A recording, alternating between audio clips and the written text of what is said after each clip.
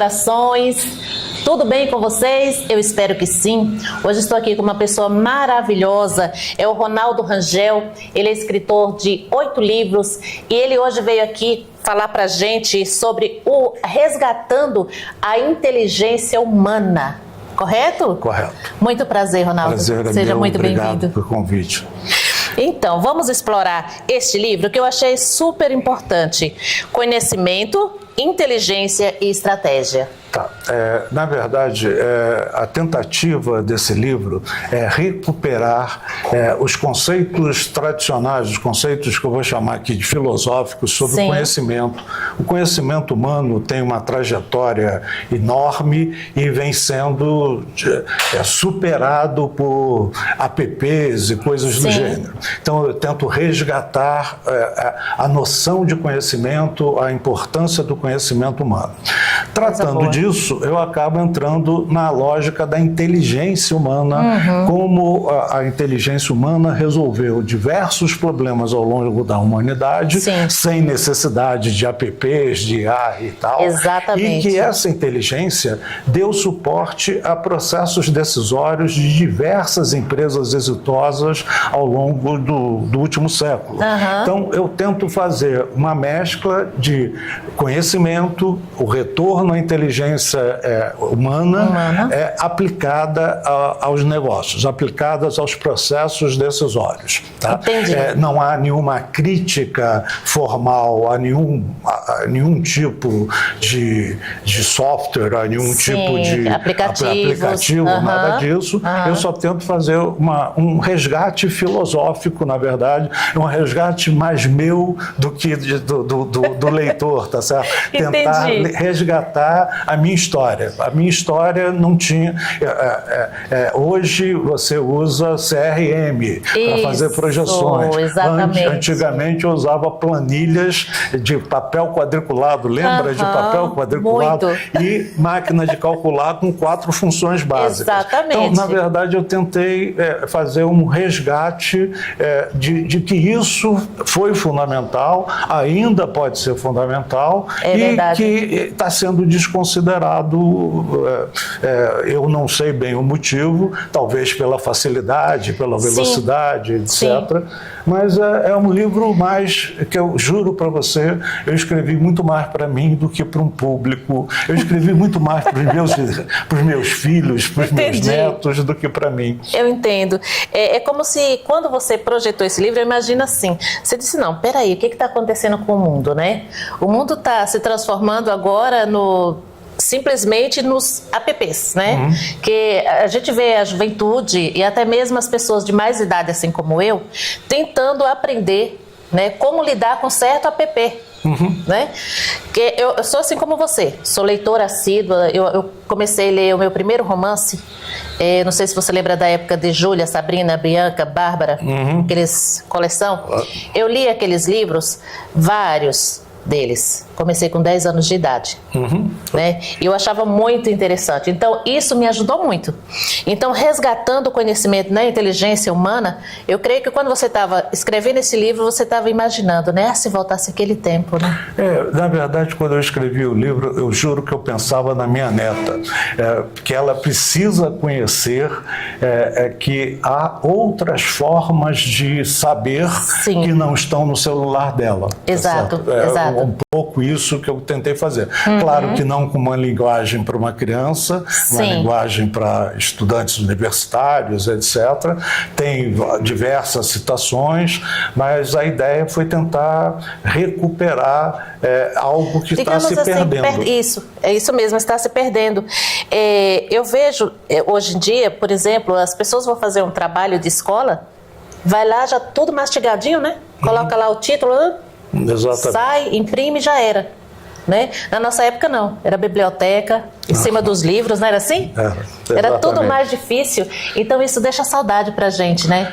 E tem uma coisa que na primeira parte do livro, que trata de conhecimento, que eu tento alertar para o conhecimento coletivo, para o fato das pessoas conversarem, para o fato das pessoas tomarem um cafezinho na hora do intervalo do verdade. trabalho, tá certo? Esse conhecimento está se perdendo. De boca a boca. o conhecimento que as pessoas adquiriram de qualquer forma, de qualquer natureza, e que eram distribuídos para dentro da empresa ou para dentro do grupo social que a pessoa fazia parte, e isso deixou de existir, né? Deixou mesmo. Porque, na verdade, o máximo que você recebe é um emotion quando você, verdade, né? alguma coisa. Aí você bota lá uma frase, por exemplo, manda uma mensagem de texto para alguém, aí em vez dele te responder com um áudio ou com a mesma mensagem, ele coloca um dedão.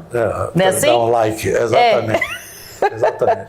Então, é verdade, isso está se perdendo mesmo. Eu me lembro também quando as pessoas sentavam, né, nas portas, nas calçadas, contando histórias. História. Né?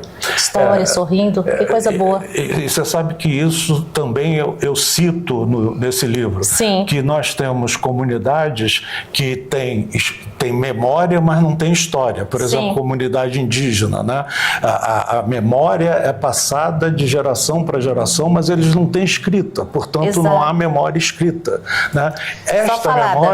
Essa memória, que eu estou usando o caso dos índios como extremo, existem comunidades carentes na periferia de São Paulo. Hoje em dia, sim, certo? Com certeza. Então, a memória, o conhecimento, a capacidade de tomar decisão sem ter aparatos para ajudar no processo de decisão, um pouco de usar a intuição de forma...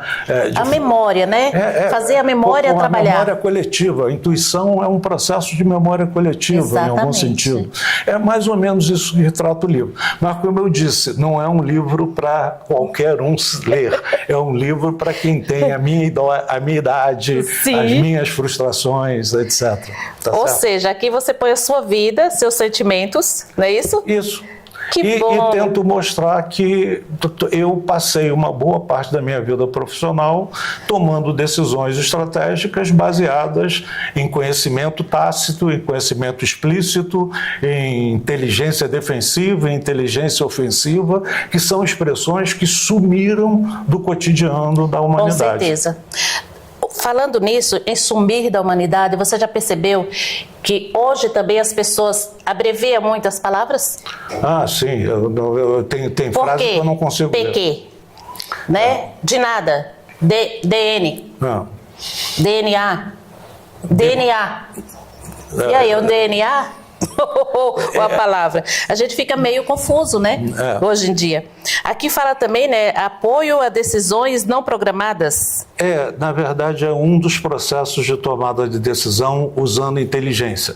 Porque quando você usa um CRM, quando você usa um ERP, uma ferramenta empresarial, as decisões estão programadas dentro do sistema. Sim. Só que você lida com variáveis que são não programadas.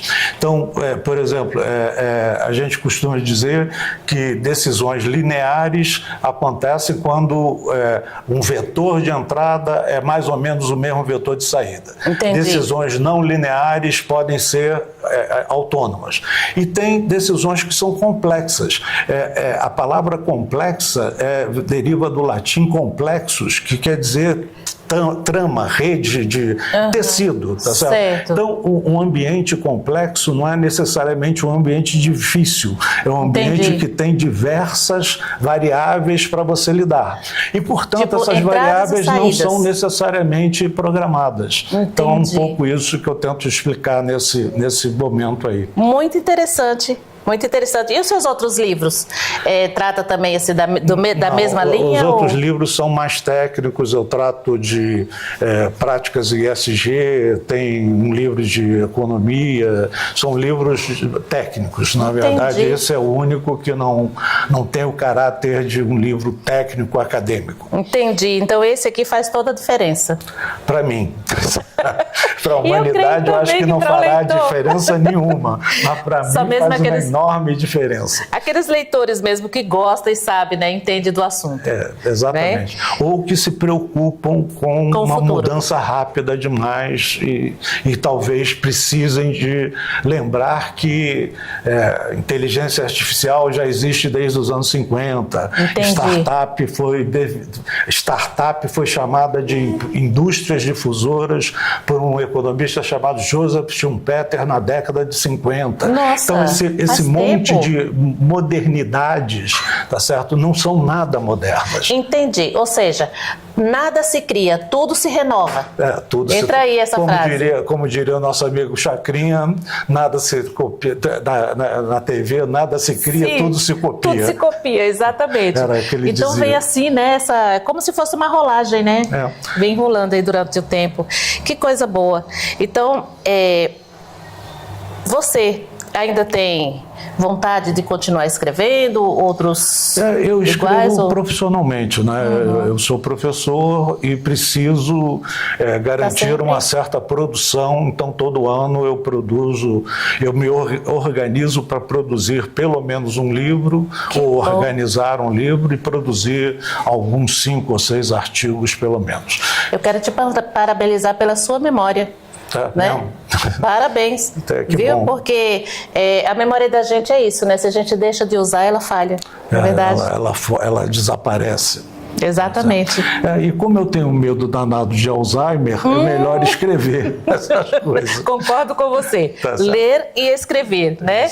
Muito bom. Gente, nós tivemos aqui hoje com o Ronaldo Rangel. Foi um prazer enorme falar, né, do seu livro.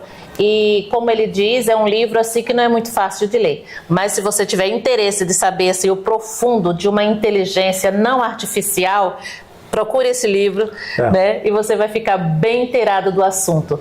Eu aqui só com o título, né? Gostei demais.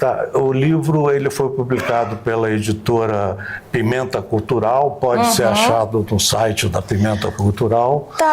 E se quiserem fazer contato comigo, eu só tenho LinkedIn. Só o LinkedIn. Ronaldo Rangel, é fácil de me localizar. Ótimo. Tá bom?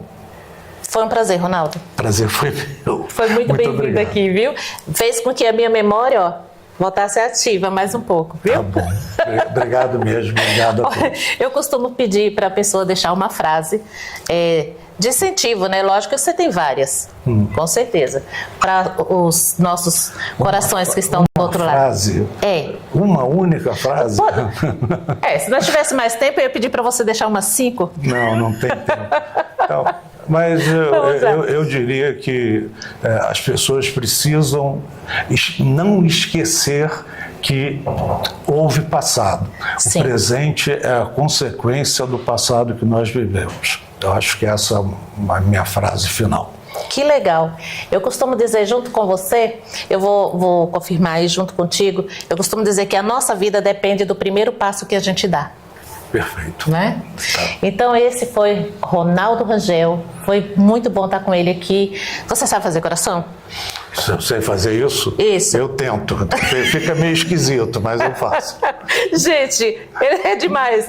Olha, muito obrigado, corações. Um abraço. Um abraço, gente.